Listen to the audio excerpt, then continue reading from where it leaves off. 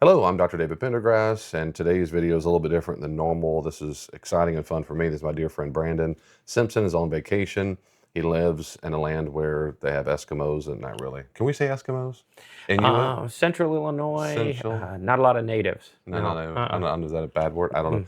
So it's really cold there. I'll have to say I live now in a place where it's very little snow, and so Brandon has come and his family's come to visit, and we go back now a few years. But Brandon thought it'd be cool to interview me, ask a couple questions, and we can talk about different topics and hope to laugh along the way. So no pressure. This better be phenomenal, Brandon. No doubt They've it already will stopped be. watching because they only give you a few seconds. So if Exactly. you're not Yeah. entertaining, Yeah. Well, it's just us two now. it's just So, uh, trying to be as real as we want. but I've been excited to just ask a few questions. David's a biblical scholar, and a lot of times we take for granted maybe having access to a guy like David. And so, since him and his family have moved south, we've been missing that resource in our life. So, I came up with a few questions that have to do with modern day happenings, just what's going on in the world. Things that I might normally ask him over a cup of coffee in Kiwani. We had to fly down here to get to the bottom of these things. So, And unfortunately, I don't know what he's about to ask. I have an idea, but I don't. So, like a cup of coffee, I can't pull out. I mean, I have my Greek here, but all that to say, we'll see. These might be very incomplete answers, but I'm also not afraid to say I don't know, or that's the best I got. So, absolutely, yeah. So starting off with everything that's going on in Minnesota right now, modern day immigration.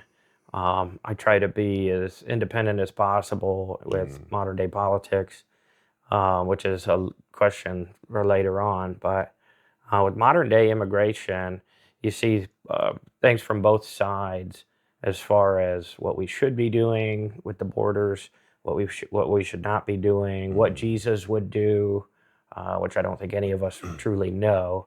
But based on what Jesus wrote about and what he said in the New Testament, um, how should we be handling modern day immigration based on what Jesus wants? I have a very simple answer. Right? Yeah. Well, unfortunately, it's of course a great question, and we've chatted a little bit already. But it is a great question, of course, and I have to speak a bit in paragraphs, so that's okay because I could do sound bites, but I don't like sound bites on these kind of topics. But I won't talk forever. But I know He will. I'll lose his attention very quickly, Yeah. and he'd already clicked it away anyway. Yeah. A few things come to mind, so I'll do my best to be condensed, and then feel free to follow up questions. One is this is I think these things matter before you answer the question to get to a so what now. And one is Jesus never says a word about this topic. So the first thing we think about biblical ethics is how to apply a principle or some idea or ethic. First we say, what did Jesus say? What did the early church say? And the early church said nothing about at all about immigration. It just didn't. Which means we're looking now when it comes to Christian ethics, which we should. Just because it's not stated doesn't mean it's completely irrelevant. Then we look for principles or some other teachings he did say or the church said, and then try our best to try to apply it. But it's because we don't have a direct rule or principle where most Christians start disagreeing about exactly which things he did say to use as evidence to support a view that we have. We don't do that, do we? We don't do that. So, No. so the one thing is he didn't say something explicitly about it. Two, and this is where I am different from, I want to say all, but a lot of Christians I see online. In scholarship, it can be different in scholarship. But in non-scholarship positions, what people typically do, of course, is they already hold a view, then go to the text to say, see. The point is they already have a view. They use something to buttress a view they already have, which means they already have the view. It's not because Jesus or the early church said something, or even the Old Testament. It's because they already hold to a view and then use this as cherry-picking particular verses, rip them out of context. That's something I consciously abhor. I refuse to do that. And so I want to take the text seriously and treat it with such respect, Jesus and the early church, and even the Old Testament or the Tanakh with authority, and then decide. Okay, the other things that really matter to the discussion are they had no concept in the ancient world of a republic. So it's immediately disanalogous. Whatever it is they say about anything, especially true of the Old Testament, which I'm sure you've seen online. People love online. Well, it says in Leviticus, Deuteronomy, and the sojourner, the ger in Hebrew, the sojourner, they're not immigrants in the sense that we today, because there's no concept of national political authority like we have today. Not like we have today. It's post-Enlightenment theory. So as soon as we have any kind of concept of sojourner or foreigner, we have to be very careful in scholarship to not be anachronistic, place upon that concept. So the other thing that's very important when it comes to the Old Testament on that topic. See, I told you I'm setting up where I'm going versus saying Jesus didn't say it or whatever. I'm trying to also comment on the nature of the discussion I've seen online, which is usually our best and brightest of. Sorry, that's It's what Christian prompts the question. Christian wit. Yeah. When you go to the Old Testament for a particular text to talk about the foreigner, sojourner, it's imperative to remember that as Christians, we are not under a theocracy. So, as a Christian myself, and I know you are as well, of course, that we're not Jews who live 4,000 years ago. We don't live under a theocracy under the Mosaic covenant. We do not. So, we are not under the moral obligation of what Moses said or anyone said, the ancient prophets, Moses said to them. What Christians historically have done for roughly 2,000 years is we'll say, well, what is morally binding with the Old Testament? What is something restated by Jesus or the early church? That's what's morally binding. It's morally binding not because it has inherent authority. It's morally binding because Jesus or the church said so. And that distinction was made as early as the letter of Barnabas, the end of the first century. So they were already demarcating which texts are ceremonial, moral, and ritual. The Old Testament doesn't write it that way, but that's how Christians started doing to say some texts simply don't apply to us, like the laws of Leviticus and don't eat, how you work at the temple. We don't go to the temple anymore, or whatever, or don't eat pork. So the point is, very, very, very early on, they started separating. That's not how we do it because we're Christians. That matters because when people start using Old Testament text as proof text, see, it says it right there, they have not only been anachronistic, because they're not a republic like we are too, we're not under theocracy. We're not ancient Jews under the Mosaic covenant. So the question is it morally binding today? And that only comes if Jesus or the early church said it. We've already talked about that. They didn't say anything about it. So those verses don't help us. The other thing that's very problematic, of course, is the same people who go to the Old Testament for their text about the sojourner and the gur, the foreigner is, they just love, as the buttress their argument, are the exact same people who will skip over everything in Leviticus that talks about homoerotic behavior. So every single text that says it's an abomination, they should be stoned to death, and so should drunken kids. That's for other times and places. But this one really counts for us today. The point is, it demonstrates a profound, it's not hypocrisy, but it's inconsistency on how to use the biblical text. And so when it comes to biblical ethics, I want to warn against that. We don't cherry pick or parry check, either one of those, either one. Yeah. Never, both are bad. You don't choose text just because it fits a predetermined view you already have. And if you're going to do that, just say that it's your view. Just say, I have a view I already have. I'm going to go to this text that you might think is authoritative. So I'm going to find some verses and say, therefore. That reminds me of something. When I saw a debate discussion of a great New Testament scholar who specializes particularly in sexual ethics, that comes to mind, Robert Gagnon. He was in a debate discussion with this lesbian priest minister, whatever, and she kept saying, well, she was very, very pompous and real well, and she kept citing some rabbis in the Talmud to support her case that's perfectly acceptable. Now, the same rabbis who talked about every other thing with which she would disagree, she didn't care about those things. The same thing what Christians do by the early church fathers. They love to cite Augustine and Origen, whatever, when it already confirms a view they already have. The point of that is you're not going to the text as the authority. You already have an opinion or view. You're just cherry-picking verses that you think will persuade the other person in front of you that you're right. And that's the classic argument from authority that is just a logical fallacy.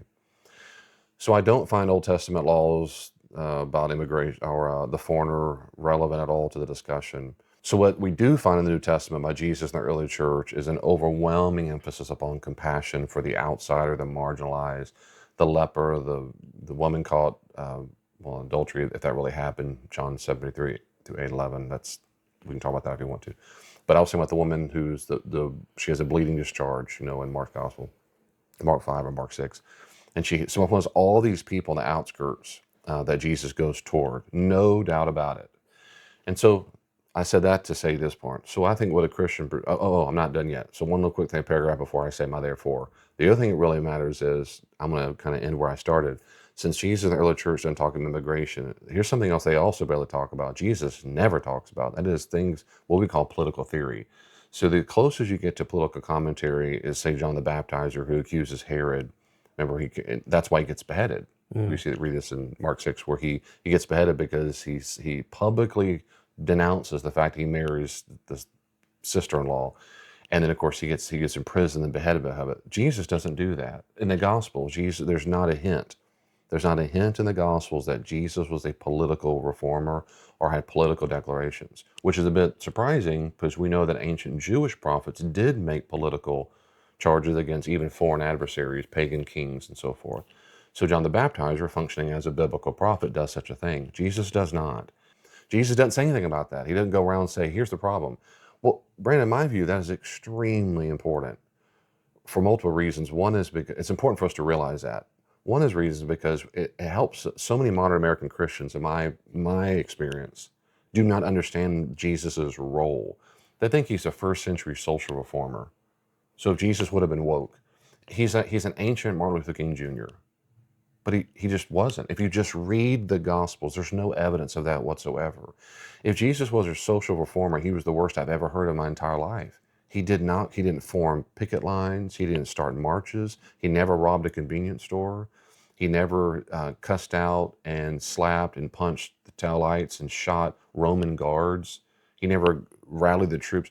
Not only does he not do that, remember, Jesus himself he was currently living under totalitarian government. So unlike a Republic of America, of course, which we are a republic, not a democracy, we elect our officials to make decisions for us. It's much more like if you're the French when the Nazis took over, or Poland, or right now modern day North Korea. It's just total totalitarian. And the Romans ruled everything. They moved people groups where they wanted. They enslaved them. They could beat them at will. They did all kinds of stuff. They taxed them heavily. They had various kinds of tax. You have tribute tax and other local tax, different Greek words for that, different coins. We see that in the Gospels in Luke. He changes the words used for how the taxation system. And so, and even like in Mark 12, when he says the one time Jesus ever uses the word Kaiser, it's pronounced Kaiser, not Caesar, but anyway, nerd. But I know I own it. But anyway, that's just technical. So all that when he said, should we pay taxes or not? To a Jew, that's very, very invidious. It sparks rage, like the modern day immigration topic or something, or just saying the word Trump. Controversial. It's controversial. Because why? Because there's a movement within Judaism, even at the time period, which gets manifest in AD 66. But historically, when Jews wanted to fight against their tyrannical over-oppressors, the first thing they did was stop paying taxes. They stopped paying taxes, and then they would rally together around. That's what happened in AD 66, about 30 years after Jesus died. That's what happens. They start guerrilla warfare. They stop paying taxes. They mint new coins with a new Messiah on it. It says year one. It's the year of a brand new Messiahship. They fight for 4 years, and what has happened? Rome destroys Jerusalem AD 70. The temple's gone, and it's over. They salt the farming. They kick all them out. They rename Jerusalem, Anatolia Capitolina. It's destruction. Well, I don't know if Jesus knew that was going to happen. I don't know if he was omniscient in his earthly ministry for various reasons. But Jesus simply does not do what many other Jews would have loved for him to have done, which is to say, F Caesar, Kaiser, and Rome. No, we don't pay those stupid taxes. God is our king, and everyone knows God is our king, and it's horrible. Instead, he says this brilliant, if that's what Kaiser wants your money, give it to him. You give the gods with gods. Yeah, because really, what does it matter? What it said. If he wants his money, but Rome can't have you. Mm-hmm. Now he's very clear on. He's very clear about that. Remember in Mark 13 when he says they're going to come. Basically, I'm paraphrasing, but close. They're going to come attack, and he says, "Pray it's not winter, and you're not giving you're not a baby to take care of." He says, "You flee." Jesus never says attack. He never says defend yourself. He says run. The Christian way is not to make sure you attack the oppressor. It's your run away and the pressure comes. But when you do get captured with the synagogues and whatever, they beat you, he said, then the Spirit's going to give you the words to say. To what? To stand up for the gospel himself, for Jesus. Because Jesus says, if you deny me in front of me, I will deny you for my Father in heaven. When the time comes and you're captured, you cannot deny your allegiance, even to the point of death. That's what he says. Don't be afraid, and Mark, don't be afraid of the person, or Matthew, sorry, the person in both, but the body in hell, in Gehenna, but the person with the body and the soul into Gehenna. So yeah, you might get killed for that, but it's not because you attacked them. It's just because you stood up for the faith. So he had an opportunity to stand against political. He didn't say a word about it. He says, yeah, that's what it wants, give it to him. 2, Jesus never calls for armed revolt ever. And he lives in that constant environment where he's constantly had the opportunity to fight back all the time, the oppressive slave trade, the exploitation of women and workers. He could have picked up a sword at any time. And the last thing that strikes me is this. And the arrest narratives, right at the end of each gospel, John's a little different, of course, but when they come to arrest Jesus, and of course it's a group of probably technically there'd be temple police because they have their own little, they're like the secret police who do go. They only work for the Jewish temple, so they go get Jesus. Now, so they show up to get the Jesus. Of course, in Peter, we know he takes a sword and attacks one of the high priest's servant, which John says his name was Malchus. And Jesus, of all the times, again, could have said, "Fight! It's not my Right. time. Let him Right. take. I've been praying." But the explicit teaching of Jesus, he fusses at not them, but Peter. No, Peter. If you fight by the sword, you're going to die by the sword. I didn't come here for this. So if there's ever a time Jesus if you thought that Jesus were a social justice warrior, if there ever would have been a time that Jesus would have said, now's the time to get between the oppressive government and what God's doing and the marginalized and the ostracized, according to them, it's now. Now's the time to pick up your sword. Now's the time you'd get between me and ice, or whatever the analogy might be. Right. That's the time to do it. No, he said, nope, not the sword. So I'm going again. I won't go on farther for now. Happy to stop talking for a second. So the answer is, what would Jesus do about that? Based on that and evidence in Paul. Now we get to Paul, Romans 13. The purpose of the government in standard Jewish theology, which Paul instantiates in Romans 13, is to fight back the evildoer, the wrongdoer. So they don't bear the sword in vain. The point is, it fights against anarchy. Now it's a whole long history Christians have debated about. But which laws should we follow? Which ones should we not? But in a nutshell, we don't follow laws that are explicitly unchristian, that cause me to deny my allegiance to Jesus. And that's why you're supposed to die for the faith. You don't fight back. Yeah. But there are things I also won't do. If the law says I have to go rape my neighbor, I won't go rape my neighbor, so to love my neighbor, things like that. And we can talk about it if you want to. But of course, the same government that Paul's praising in Romans 13, the same government is the government that beheads him a few years later after he writes those words. He will get beheaded, according to the other sources. And of course, Revelation 13, that same Roman government, John the prophet says, is driven by Satan. So the point is, the government is not, while governments might be established by God, it does not follow from that all governments do righteous things all the time. It doesn't follow from that. So Christians have to have moral clarity and wisdom to know what it is I'm supposed to stand up or not. But what is clear from Jesus is we never do it violently. Mm. And ever. We don't do it violently. And two, and from the New Testament, we pray, 1 Peter 5, right? We pray for our emperors. We honor those. What we don't do is get in the way of the things they're going to do. They'll be held accountable by God. It's just we won't partake in them. So would Jesus block ICE agents? I thought about that. Answer is never, not in a million years. Would Jesus have turned in illegal immigrants? If Jesus lived in Germany and he did his ministry there, would he have turned in the Jews if Hitler got power? No, I don't think he would have. Jesus would not have been a snitch. I think Jesus would have been actively hiding them. I do. I think he would have supported the hide. Why? Because Jews and Christians always support, when possible, to preserve human life when possible. We see that, for example, in Joseph, who's probably supposed to be implying he's done the right thing. He's called righteous in Matthew. Remember, in the Matthean narrative, Matthew 2, when Herod wants to kill Jesus and the young boys, remember, what does he do? He didn't go, screw him, let's fight back, let's go fight. Right. He flees to Egypt to protect his son. And so I do think that's, to a degree, a moral exemplar that we see in the New Testament. So would he have protected immigrants? Would he turn them in? I don't think he would turn them in. Would he block agents? No. Would he go there and cuss out ICE agents and scream at them and shoot at them and call them? Not in a billion years. So what Christians should do, now that's one thing what Jesus would do, and it's not always the same thing what Christians should do, because Jesus walked on water, died on the cross. We don't just do everything he did. The question is, what would be the moral thing for us to do, following his example in this regard? And so, and my view is, what should Christians do? Based on the teaching of Jesus, we should always make sure our interpersonal relationships are full of love and kindness. Mm. So if, let's say, for example, an illegal immigrant shows up the back door, which could happen, especially where I live, show them the back door and say, we're hungry and thirsty. Then if I have the resources and the availability, I will try my best to feed and water the person, like the watering plants, give them something to drink. What I wouldn't do is stab them, shoot at them, cuss them out, deride them. I wouldn't say, what's your criminal record? No different. If you showed them the back door, if I didn't know you, I would say, are you a liar? Have you ever lied? Have you ever gossiped? Have you ever done something inappropriate, sinful? Because if they showed up, they're a sinner. Even if they're saved by Jesus, the point is they have to pass at minimum. And so that's also not a litmus test. We see that in the New Testament throughout. Jesus constantly loved on people that were clear sinners. So interpersonally, what would I do? I would love them as best I can. If I showed up, I wouldn't say, they're here, they're here, but I also wouldn't block them. It's your job to go find them, go do your job. That's the Right. law of the land, go do them, and whatever. Now, a difference issue, real quickly, there's a very different issue when someone does it, when the behavior, because there's a behavior that's been violated, and that is the method of entry has been illegal.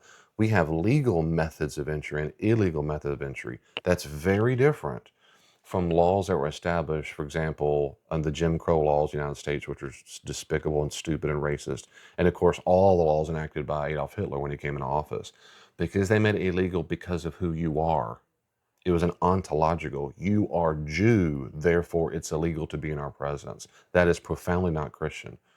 Because in the Christian worldview, from Genesis, of course, humans are made in the image of God. So it can't be illegal to be white, to be from Illinois, to look as handsome as you do. It From the wouldn't, Ponce. that couldn't be illegal because no, humans aren't that way. Behavior can become illegal, not being. So ontology, we say that ontology can't be illegal. So that's why Christians, if the United States government passed a new amendment to go in the Constitution, really, because right now it's not. Obviously, praise God, it's not. But if it said a new law is now, it's now illegal to be redhead. Maybe I'll take it out personal because I'll support someone else. Brunettes, all you weirdo brunettes all over the world, because the majority say now it's illegal. You've got it kicked out. Or I wouldn't support that at all. I don't think I don't care. We'll say you're breaking it, David. It's the law, but the law itself is predicated on something Christians can never agree with, and that's the distinction. So immigrations, if it's illegal immigration is based on behavior, it doesn't mean the person, and I've heard this too, I've been yelled at over this before. It is not the case that we think illegal immigrants have somehow changed ontologically. They're no longer humans. That would now be stupid, philosophically stupid, and not Christian. We use that as a shorthand. If someone says a thief, you think they're no longer a human, they're just a thief. No, they don't. It's a shorthand way of saying they violated a particular law in the United States Code. That's all that means. A murderer doesn't mean they're no longer human. So the implication, they're a human murderer. They're a human thief. They're a human gossip.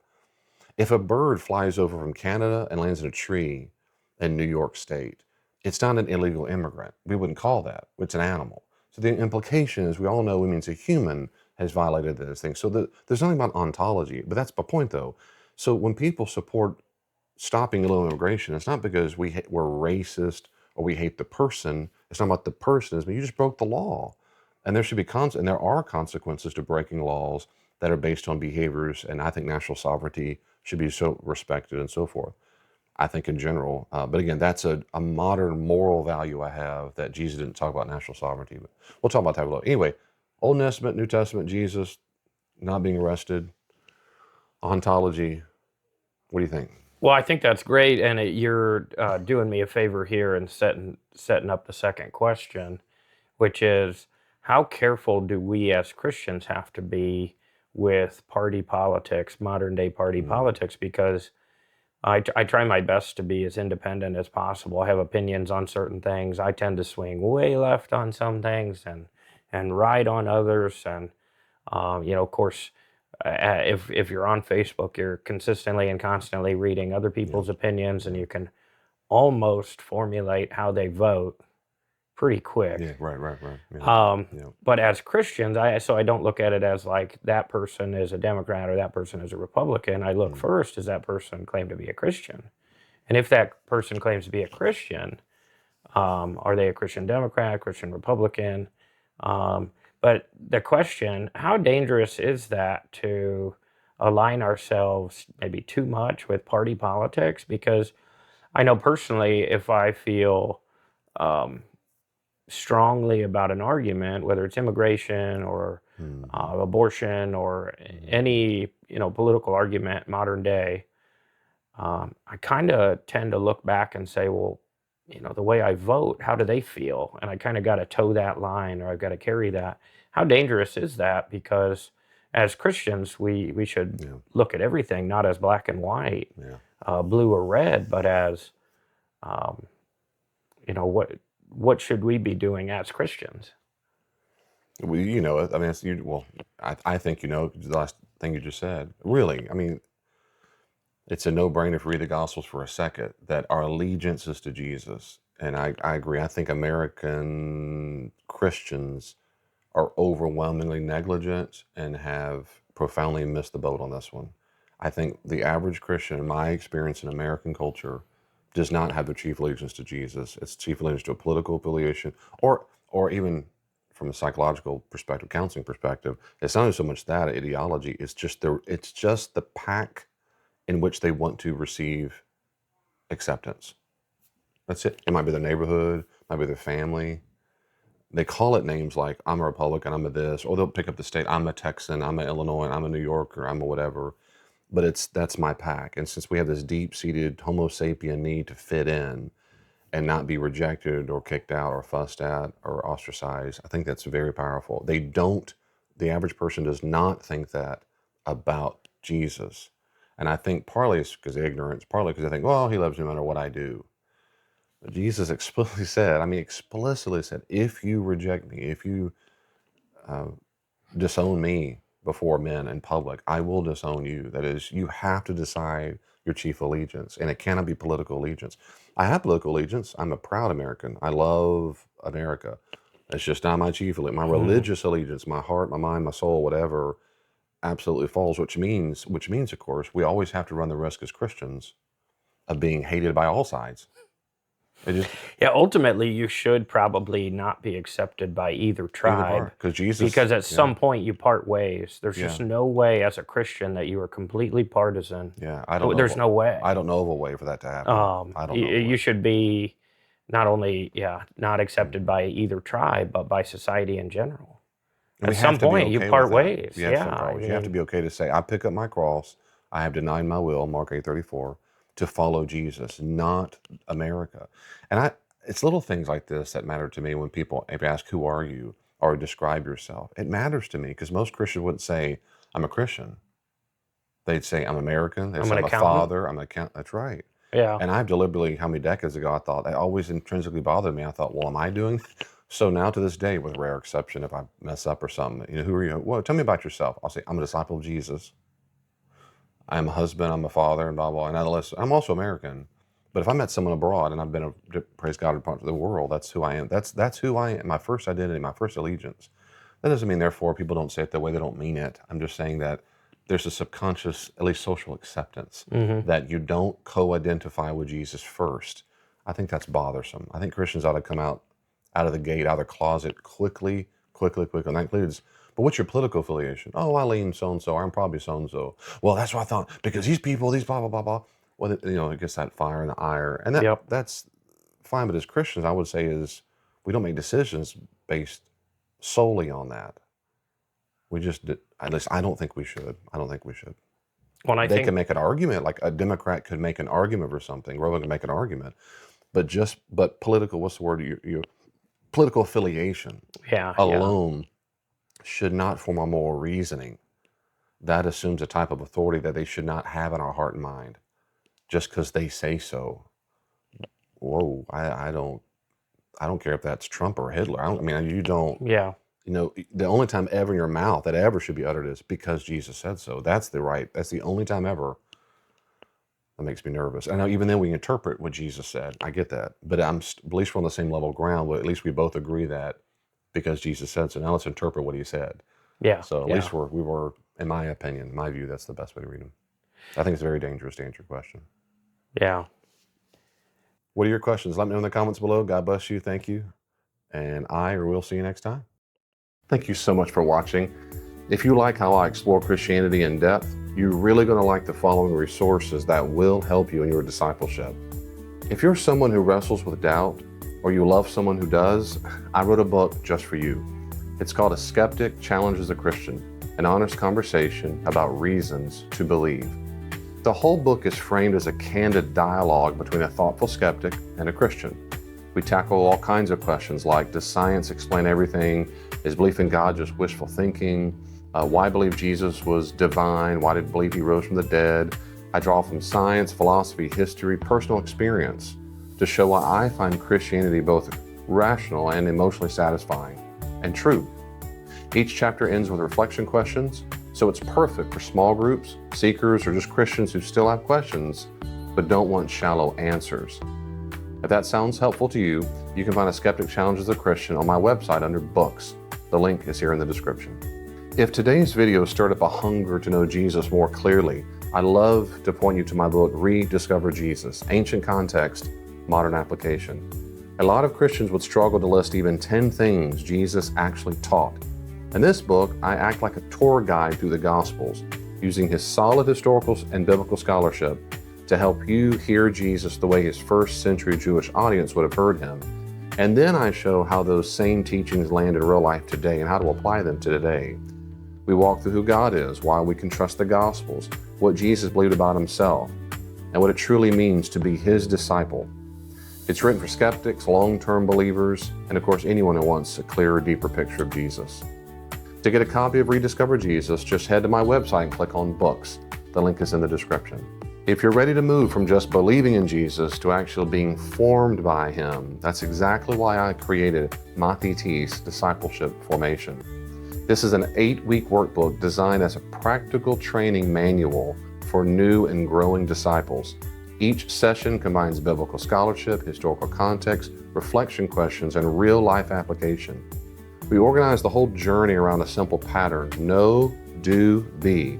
Know what Jesus taught, practice it in daily life, and let the Spirit shape you who you're becoming. We cover things like knowing God, devotional reading, prayer, worship, emotional health, living in a community with a Christian, stewardship, and of course, disciple making. You can use it by yourself, you can use it with a mentor, you don't need a leader's guide, just the workbook. If you want a concrete path to grow as a disciple of Jesus, one that will work, check out Mathitis. It's on my website under Books. The link is in the description. Now, before you click away, I want you to know you don't have to walk through struggles alone. I also offer pastoral counseling and coaching for individuals and couples, drawing on over 20 years of experience in biblical studies and counseling related work. I regularly walk with people through grief and loss, trauma and anxiety, marriage and family issues, sin struggles, addictions, faith questions, and just general emotional and spiritual needs. My goal is to provide a safe, compassionate space where you can tell the truth, process what's really going on, and receive practical, biblical, Christian guidance. These sessions aren't clinical therapy, but they are Christ-centered, confidential conversations aimed at clarity, healing, and growth. If you'd like to partner with me in discipleship and help me keep creating resources just like this one, please consider giving by clicking the donate link in the description below. Your support really does help more people see these videos and grow as disciples of Jesus. And if this was helpful, please subscribe to this channel and share this video with someone who might benefit from it. And I'll see you next time.